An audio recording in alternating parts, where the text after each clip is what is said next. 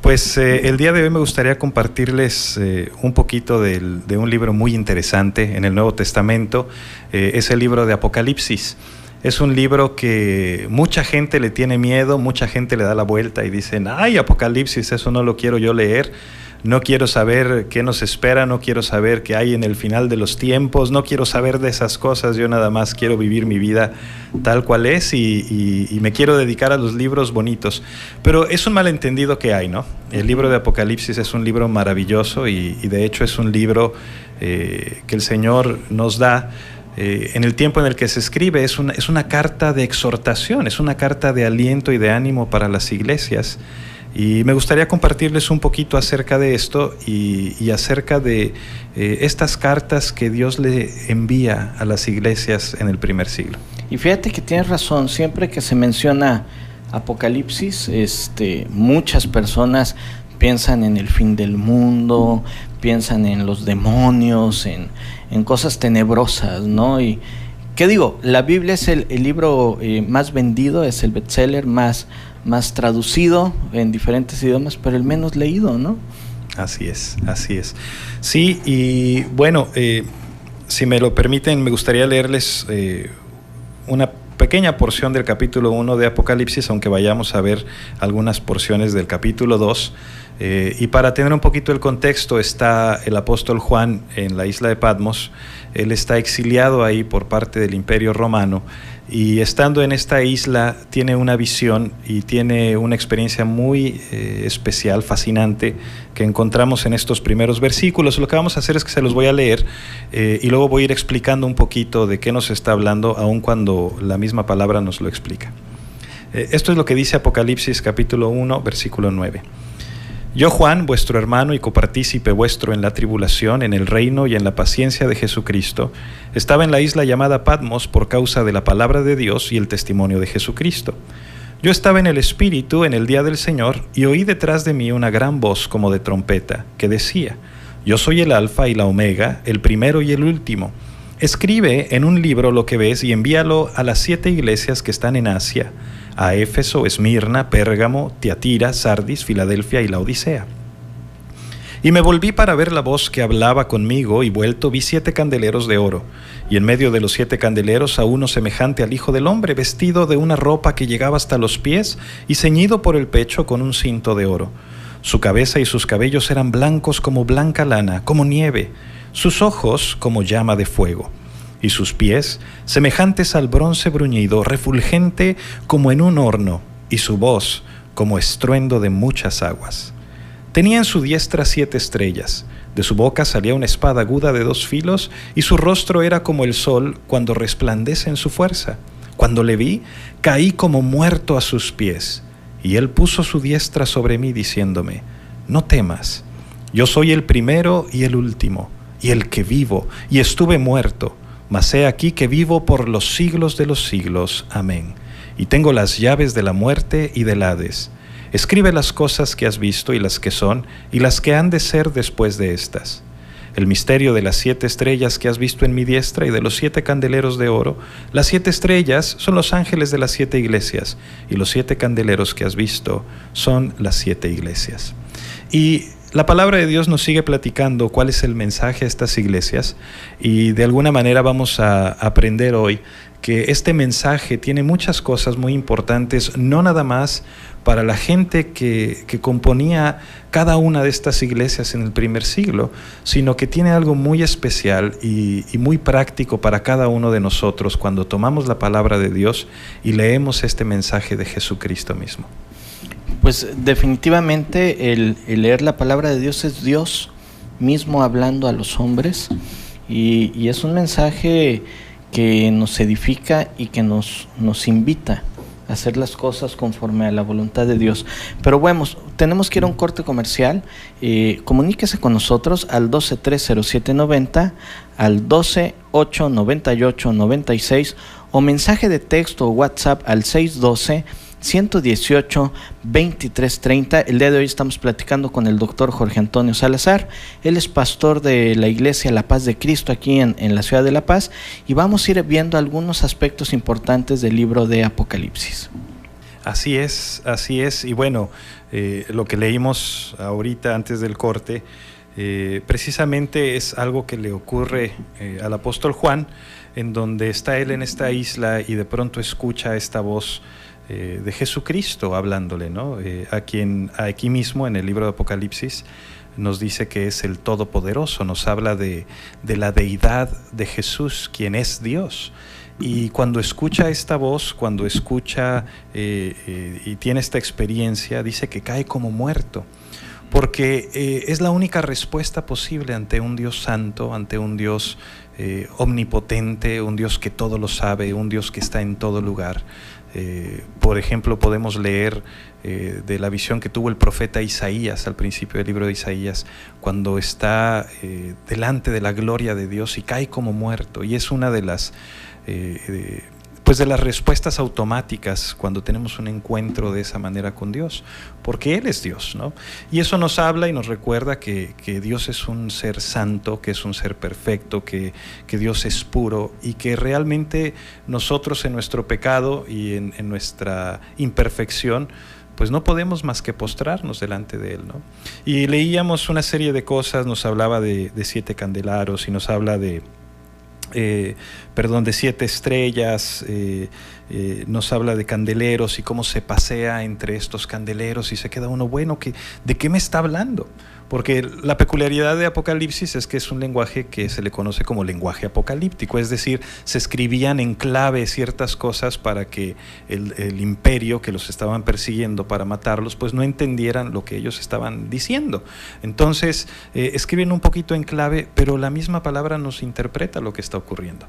El mismo Jesús le dice a Juan, ahí en el versículo 20, le dice, mira, las 7 estrellas que viste y los 7 candeleros, las estrellas son los ángeles de las 7 iglesias y los 7 candeleros son las 7 iglesias.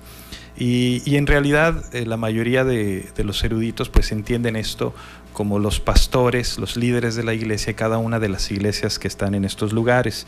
Y lo interesante es que les manda una carta a cada iglesia, que vemos ahí en el capítulo 2, y en cada una de esas cartas, a la iglesia de Éfeso, de Esmirna, de Pérgamo, cada una de estas les dice cosas bien interesantes. En el principio de la carta se identifica con una de las características de esta visión que tiene el apóstol. Por ejemplo, a la iglesia de Éfeso le dice, el que tiene las 7 estrellas en su diestra, que anda en medio de los 7 candeleros de oro, dice esto. Y cuando se presenta de esta manera, empieza a hablar y les dice en el versículo 2 del capítulo 2, le dice, yo conozco tus obras. Y empieza a hablar un poquito de las obras de esa iglesia, pero después también trae una reprensión hacia esa iglesia. En el versículo 4 le dice, tengo algo contra ti, que has dejado tu primer amor. Y cuando vemos la carta a la siguiente iglesia en Esmirna, vemos el mismo modelo. En el versículo 8 se presenta y dice a la iglesia en Esmirna, el primero y el postrero, el que estuvo muerto y vivió, dice esto. Y le vuelve a decir lo mismo, yo conozco tus obras. Y al mismo tiempo le da una reprensión. Le dice, conozco tus obras, tu tribulación, tu pobreza, pero tú eres rico, y la blasfemia de los que se dicen ser judíos y no lo son, sino sinagoga de Satanás. Y paz, trae una reprensión contra esa iglesia. Y ves que las demás iglesias hacen lo mismo. En la de Pérgamo, yo conozco tus obras, versículo 13. Le dice, pero tengo unas pocas cosas contra ti. Que tienes ahí, en el versículo 14, que tienes ahí a los que retienen la doctrina de Balaam, que enseñaba a Balac a poner tropiezo entre los hijos de Israel, y empieza a explicar de todas esas prácticas que hacían, donde el profeta decía lo que más le convenía por una ganancia económica, ¿no? O hacía todo este tipo de cosas para ganar el favor. En este caso, en la iglesia de Pérgamo dice, y los llevan a comer cosas de ídolos, etc. Entonces vemos en cada una de estas iglesias que les dice, yo conozco tus obras en Tiatira, en Sardis, yo conozco tus obras en Filadelfia, yo conozco tus obras en la Odisea. Y en cada una de ellas trae una reprensión con las iglesias, excepto a la iglesia de Filadelfia. Entonces, cuando leemos esto, nos tenemos que detener a pensar y decir, caray, yo pensaba que la iglesia del primer siglo eran iglesias perfectas. Yo pensaba que la iglesia del primer siglo eran iglesias donde yo iba a llegar y iba a encontrar todo color de rosa, iba a encontrar a los cristianos y a los creyentes casi como ángeles en la tierra, ¿no? Y vemos en Apocalipsis que nos dice, no es así. Mira nada más todas las imperfecciones que tienen. Mira nada más la reprensión y el reproche que hace Jesús contra cada una de esas iglesias. Y dice uno, ¿por qué? Yo creo que la pregunta que nos hacemos es, ¿por qué ocurre esto? Porque el día de hoy yo puedo ir a cualquier iglesia y darme cuenta que están lejos de ser perfectas, que las iglesias están llenas de fallas, que las iglesias tienen errores, y podemos oír a mucha gente con fuertes críticas, ¿no? El otro día escuchaba a un amigo decir, ¿no? Dice, bueno, un amigo pastor que una persona le comentó y le dijo, oiga, es que los cristianos son unos hipócritas y las iglesias están llenos de hipócritas y por eso yo nunca quiero ir a la iglesia. Y le responde el pastor y le dice, sí, tienes razón, pero siempre hay lugar para uno más. ¿Cuándo vas a venir? ¿No? Hay una silla disponible. Hay una silla disponible para ti, ¿verdad? ¿Por qué? Porque somos personas imperfectas y las iglesias están llenas de personas. Entonces es absurdo que nosotros no queramos ir a la iglesia, es absurdo que no busquemos esto por ver las imperfecciones, ¿no? Fíjate que pasa algo bien curioso, las iglesias son como un hospital, es decir, las personas que vamos a una iglesia, a una congregación, pues vamos buscando a Dios porque le necesitamos, porque tenemos problemas. Algunos batallarán con alguna adicción, otros con el carácter, otros con la pornografía, otros con problemas matrimoniales, porque estamos buscando la gracia y la misericordia de Dios. Entonces, ir a una congregación esperando toparte con alguien perfecto, pues es algo difícil, ¿no? Claro, no quiero ir al hospital porque está lleno de enfermos. Pues claro que está lleno de enfermos, ¿verdad? Y una de las cosas que vemos aquí es, vemos estas reprensiones de parte de Jesús mismo, vemos cómo señala todas estas cosas que tiene en contra de las iglesias, pero también vemos cosas muy interesantes que podemos analizar con detalle. Sí, y de hecho, algo que te quiero preguntar, Jorge. Bueno, ciertamente podemos llegar a las iglesias y algo que yo comentaba con un grupo de personas es que estábamos leyendo el libro de Romanos y hablaba cómo había a las personas que no habían considerado a Dios, le habían entregado a una mente reprobada y decía que eran desleales, ¿no? Yo le decía, bueno, es que pareciera que está hablando de algunas personas en las iglesias, porque a veces he escuchado personas que dicen que son más leales los amigos que no son creyentes a los mismos creyentes, ¿no? Dices, qué tremendo, hasta qué punto hemos llegado. Y el asunto aquí es que Dios va cambiando la vida de las personas, ¿no? Llegarán personas a un lugar buscando a Dios con muchos problemas, con muchas carencias, pero a lo largo de caminar en Cristo, el Señor va transformando poco a poco sus vidas, ¿no? Así es. Pero bueno, vamos a un corte comercial, no le cambie, está escuchando usted Principios de Verdad. Estamos platicando con el doctor en teología Jorge Antonio Salazar Peredo. Él es pastor de la congregación o de la iglesia La Paz de Cristo aquí en la ciudad. Pues estamos de regreso en Principios de Verdad, principios que transforman vidas. Y bueno, estamos platicando con el doctor en teología Jorge Antonio Salazar. Él es pastor en la congregación o en la iglesia La Paz de Cristo, aquí en la ciudad de La Paz, Tierra Santa, ¿verdad? La Paz, la cabecera municipal de Baja California Sur. Y bueno, hemos estado viendo algunos aspectos en el libro de Apocalipsis. Vimos el mensaje, ¿verdad? Que el Señor Jesús le escribe a diferentes iglesias, a 7, a Pérgamo, a Tiatira, a Filadelfia, etcétera. Pero hay una característica, dice, yo conozco tus obras. En cada una le dice. Y la pregunta, Jorge, que yo te haría es, ¿será que Dios conoce todo? Es decir, Dios conoce lo que yo hago, lo que yo pienso, lo que cuando nadie me ve yo hago. Digo, puede haber personas que ante las demás ponemos una máscara, ¿verdad? Una hipocresía, pero en la intimidad hacemos lo que no debiéramos. ¿Será que Dios conoce todo? Claro que lo conoce. Es una de las características de Dios, que Él es omnisciente, es decir, que Él todo lo sabe.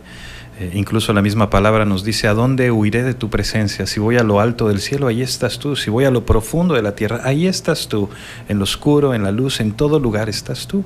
Porque Dios todo lo sabe. Y en este capítulo que hemos estado analizando de Apocalipsis, en el capítulo 1 y 2, en estas cartas, vemos que a cada iglesia le dice: yo conozco tus obras. Yo sé lo que tú haces, yo sé lo que estás haciendo, no hay nada que esté oculto delante de mí. Y eso para nosotros debe de ser algo que también nos tiene que poner a reflexionar. Quiere decir que Dios sabe todo acerca de mí, absolutamente todo. Él sabe lo que hago, incluso cuando yo creo que nadie más me ve, que nadie más se va a enterar, que me voy a salir con la mía. Dios lo sabe, Dios lo conoce. Y cuando vemos a ese Dios que leíamos al principio, ante el cual estos hombres no pudieron más que caer postrados ante su santidad y ante su majestad, y decir: ese Dios santo, ese Dios justo, ese Dios que no tolera el pecado, conoce y sabe cada detalle de mi vida. ¡Qué tremendo! Entonces, por un lado, nos pone a temblar, como en la iglesia de la Odisea. Fíjate lo que les dice, es tremendo. Ahí en el capítulo 3, versículo 16, le dice: pero por cuanto eres tibio y no frío ni caliente, te vomitaré de mi boca. Imagínate la imagen que Dios les está dando a la gente de la iglesia. Se supone que es gente que conoce ya de Dios. Y mira lo que les dice, capítulo 3, versículo 17. Porque tú dices: yo soy rico y me he enriquecido, y de ninguna cosa tengo necesidad. Y no sabes que tú eres un desventurado, miserable, pobre, ciego y desnudo. Paz. O sea, imagínate esas palabras, escuchar esas palabras de Dios para tu vida. Dices: qué tremendo. Oye, pero yo pensaba que Dios era un Dios de amor, yo pensaba que Dios siempre me va a perdonar, yo pensaba que Dios, su obligación, pues lo que Él hace es perdonar a la gente, ¿no? No, Dios es un Dios justo. Y en esa justicia, en esa santidad, Dios no tolera y no permite estas cosas. Entonces, por un lado, sí es una cuestión que debería de ponernos a temblar a todos nosotros. Y por otro lado, también es algo que debería de traer confort, porque son las dos caras de la moneda. Por un lado, Él conoce nuestras obras, pero cuando hablamos de un Dios que todo lo sabe, cuando hablamos de un Dios que conoce todas las cosas, eso también quiere decir que Dios conoce los momentos más tristes de mi vida. Quiere decir que Él conoce las situaciones por las que estoy pasando, los problemas más álgidos, las situaciones en donde yo me encuentro desesperado, donde no encuentro la solución a mis problemas, donde siento que ya no hay más que hacer. Quiere decir que Dios también las conoce. Quiere decir que no somos extraños para Él, que Él conoce cada circunstancia y que Él está ahí para nosotros. Y eso tiene que traer una gran esperanza. En el caso de Filadelfia, por ejemplo, el mensaje que le da esta carta, que curiosamente es la única iglesia a la que no reprende. De todas las iglesias, a todas las reprende por algo, pero a la iglesia de Filadelfia no las reprende, sino que les dice, en el capítulo 3, versículo 8, le dice: yo conozco tus obras. Y mira lo que le dice a ellos: he aquí, he puesto delante de ti una puerta abierta, la cual nadie puede cerrar, porque aunque tienes poca fuerza, has guardado mi palabra y no has negado mi nombre. ¿Cuál es la clave? Que ellos han guardado la palabra de Dios, que ellos no han negado el nombre de Cristo. Una iglesia donde se predica la palabra de Dios, una iglesia donde se honra el nombre de Jesucristo, donde se reconoce que Jesús es Dios y que la Biblia es su palabra, es una iglesia que agrada a Dios. Pero si nos vamos más a lo individual, una vida en donde nosotros verdaderamente queremos conocer a este Creador y vamos a su palabra, y donde verdaderamente queremos honrarle a Él, es una vida que agrada a Dios. En el Nuevo Testamento encontramos un par de ocasiones donde nos dice que Jesús se maravilló de la fe de la gente. ¿Por qué? Porque los hombres que vinieron a Él le dijeron: Señor, yo creo que tú eres Dios. Yo creo que tú puedes hacer el cambio en mi vida. Yo creo que tú puedes traer esa transformación que yo necesito. Y dice Jesús: no vi mayor fe en toda Jerusalén como la de este hombre. Entonces yo creo que este mensaje es un mensaje que tiene dos caras. Por un lado es el mensaje de decir: hey, no creas que Dios no lo sabe. No creas que Dios no está al tanto de si tienes otra mujer o no la tienes. A lo mejor puedes engañar a tu esposa, pero a Dios no lo engañas. No creas que Dios no sabe que estás haciendo trampas con Hacienda o con el gobierno. A lo mejor puedes engañar a tu jefe, pero a Dios no lo engañas. No creas que puedes hacer trampas con tu socio o que puedes engañar a tus padres diciéndole que estás en casa de un amigo cuando en realidad andas con el novio en quién sabe dónde. Puedes engañar a tus padres, pero a Dios no lo engañas. Él sabe. Y la parte maravillosa de este mensaje es, Dios lo sabe, pero no nos manda lo que nos merecemos. No nos manda un castigo, no nos manda un juicio inmediato, sino que, como vemos aquí, a cada una de las iglesias les dice, conozco todo esto, pero no temas, arrepiéntete, vuelve al camino, vuelve a mí, ven a mí, habla conmigo, entrégame tu vida. Y en cada uno de ellos vemos, versículo 16, arrepiéntete, versículo 10, no temas, arrepiéntete. Y cada uno de los mensajes es arrepiéntete, vuelve a mí, porque si tú perseveras y si tú buscas mi rostro, lo vas a encontrar. Y yo creo que ese es uno de los mensajes, si no es que el mensaje más especial para cada uno de nosotros. Una de las partes que más me encanta es al final del capítulo 3, después de que le dice estas palabras tan horribles, cuando le dice, eres un desventurado, miserable, pobre, ciego y desnudo. Al final, en el versículo 20, mira lo que le dice a la iglesia: he aquí, yo estoy a la puerta y llamo. Si alguno oye mi voz y abre la puerta, entraré a él y cenaré con él y él conmigo. ¿Sabes por qué me impresiona esto, Edgar? Porque dejaron afuera a Jesús. Le está escribiendo a la iglesia y Jesús está fuera de la iglesia y la puerta está cerrada. Imagínate hasta dónde podemos llegar, ¿no? Pero dice Jesús, ¿sabes qué? Si me abres la puerta, yo voy a entrar y voy a estar contigo y voy a cenar contigo y voy a hacer mi morada en medio de ti. Ahora, resulta algo bien interesante. ¿Cómo podemos saber si al lugar donde yo asisto es un lugar donde han dejado afuera a Jesús? Yo creo que la clave es si se predica la palabra de Dios. Cuando el nombre de Jesús es glorificado, yo creo que esa siempre es la clave. Incluso el Espíritu Santo, dice la Biblia, que el Espíritu Santo va a glorificar a Cristo. Si un hombre se está llevando la gloria, si lo que se predica son historias, chistes, aventuras, si lo que se dice son mandatos de hombres, tenemos que estar alertas y decir, yo quiero oír la palabra de Dios. No me interesa lo que un hombre tenga que decirme, me interesa lo que Dios tiene que decirme. Porque a fin de cuentas, Dios nos va a preguntar, ¿qué hiciste con lo que yo te di? Yo te di mi palabra, ¿qué hiciste con ella? Fíjate que este mensaje del cual hoy traes es un mensaje que nos lleva a la reflexión. Un mensaje que nos lleva a la reflexión, no nada más a aquellas personas que han sido llamados a estar al frente de una iglesia, que es muy importante, pastores, ministros de culto, reflexionar si realmente hemos dejado a Jesús fuera de la iglesia. Yo creo que es un llamado de alerta, pero no nada más a los ministros de culto, pastores, sino a la vida de cada uno de nosotros, ¿no? Hemos dejado fuera de nuestra vida a Dios. Es decir, mi manera de vivir la hago a mi manera, como dice la canción, a mi manera, o realmente busco agradar a Dios.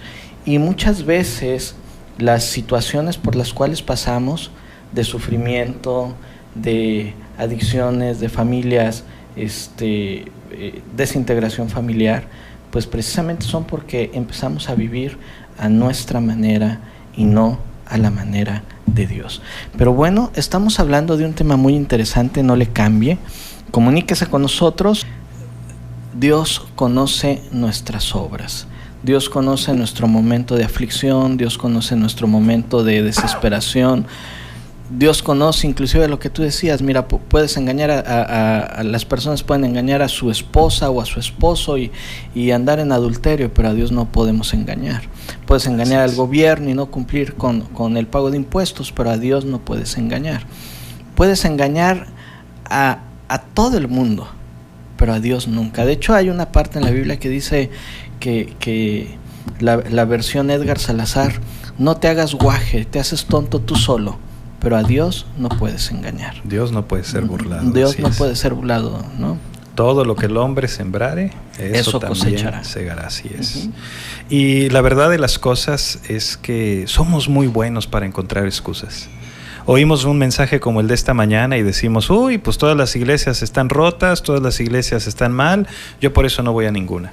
Y buscamos la excusa de decir: no, ¿cómo voy a saber yo cuál iglesia está bien, cuál mal? Mejor para no errarle, no voy a ninguna. Y creemos que estamos bien, pero no estamos bien, porque la responsabilidad sigue siendo nuestra. Dios ya vino. Él se presentó en carne y hueso y nos mostró que Él es Dios. Y no nada más eso, cuando Jesús estuvo entre nosotros nos dijo que este libro que llamamos la Biblia, nos dijo: esa es mi palabra, y el que guardare mi palabra será verdaderamente mi discípulo. Entonces no tenemos excusa. Hace un momento, Edgar, platicabas de Romanos 1, y Romanos 1 habla de todos aquellos que incluso nunca han tenido un acercamiento con la iglesia, que no conocen absolutamente nada de la religión, ni de la Biblia, ni de nada. Y lo que Romanos nos dice es: todo el mundo sabe que hay un Dios, de manera que no tienen excusa.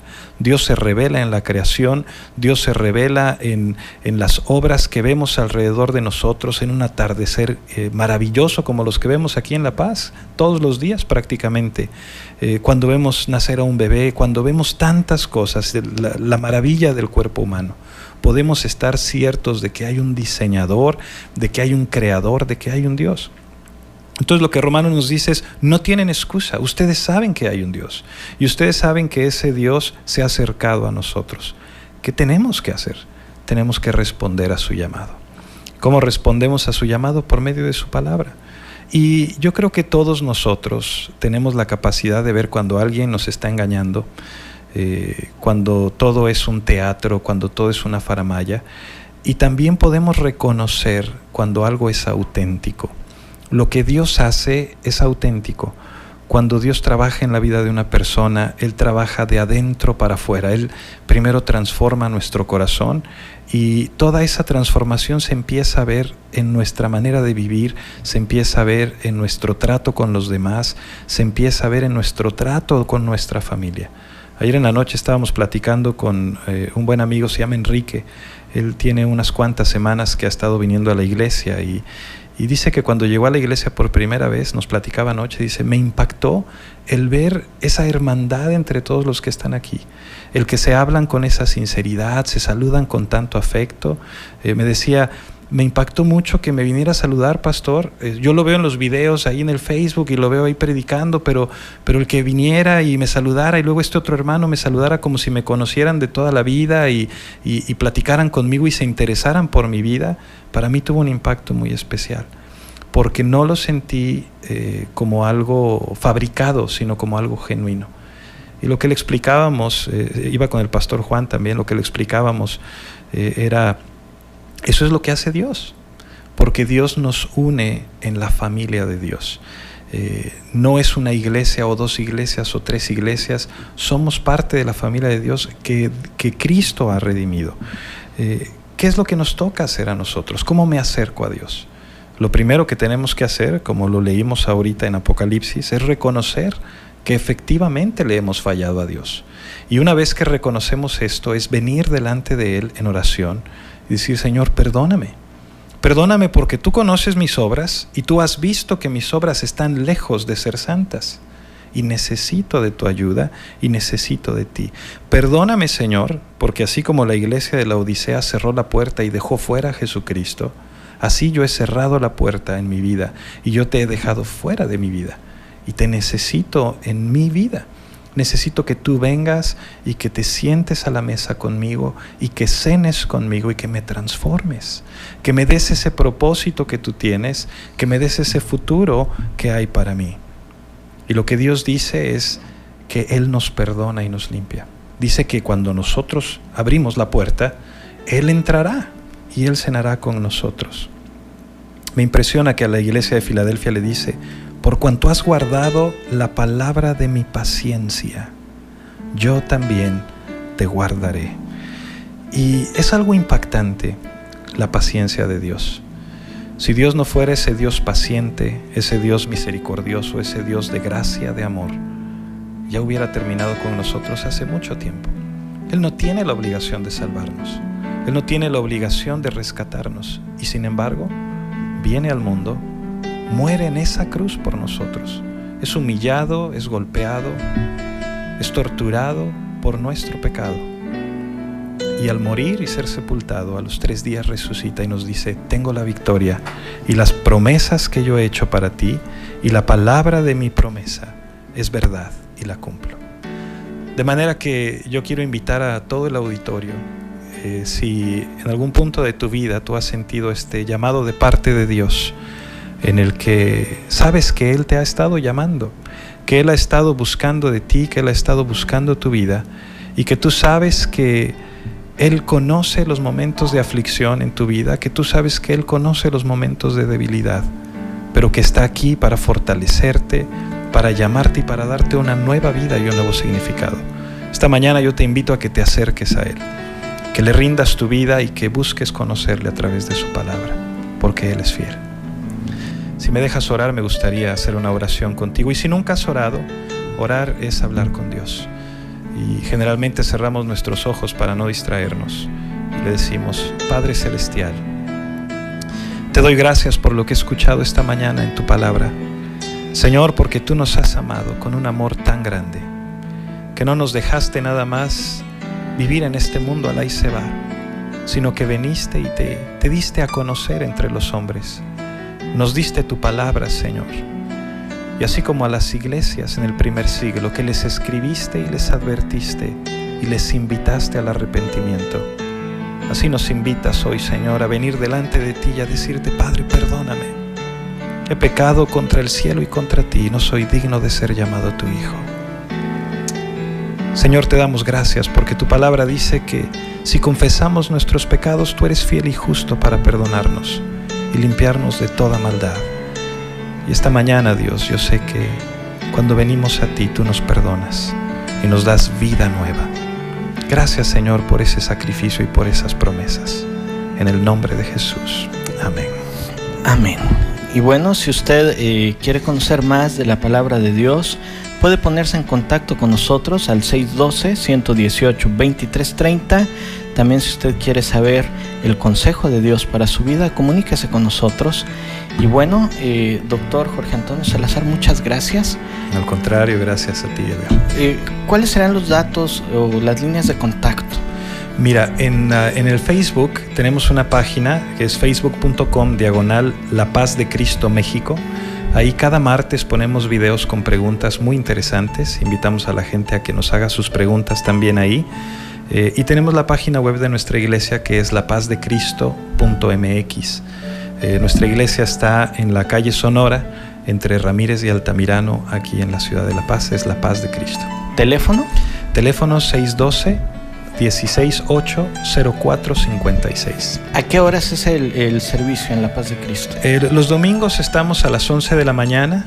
Domingos a las 11 de la mañana comienza nuestro servicio y generalmente terminamos como 12:15 más o menos. Perfecto, pues doctor en teología Jorge Antonio Salazar Peredo, muchísimas gracias. Gracias a ti, y bueno,